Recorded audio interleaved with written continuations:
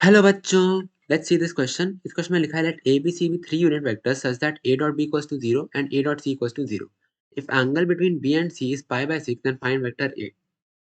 तो यहाँ पे मेरे को गिवन है a dot b equals to 0। हम ऐसा बोल सकते हैं कि a vector is perpendicular to b vector और यहाँ पे a डॉट c भी 0 गिवन है। तो वहाँ से ऐसा बोल सकते हैं a vector is perpendicular to c vector. जो मेरा ए वेक्टर है यहाँ पे मेरा क्या आ गया, ए वेक्टर मेरा बी के भी परपेंडिकुलर है और सी बी के भी परपेंडिकुलर है।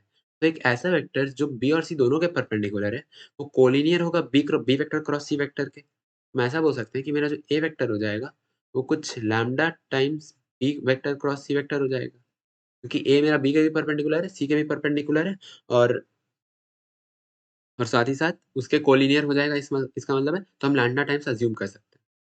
अब यहाँ पे मेरे को गिवन है ए बी सी तीनों कोलिनियर, तीनों यूनिट वेक्टर्स है।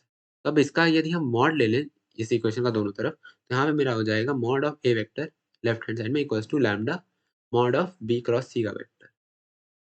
तो लेफ्ट हैंड साइड से मेरा सिंपली 1 हो जाएगा मॉड ऑफ ए वेक्टर, फिर lambda into mod of B cross C मेरा हो जाएगा mod of B vector mod of C vector into sine of angle between B and C.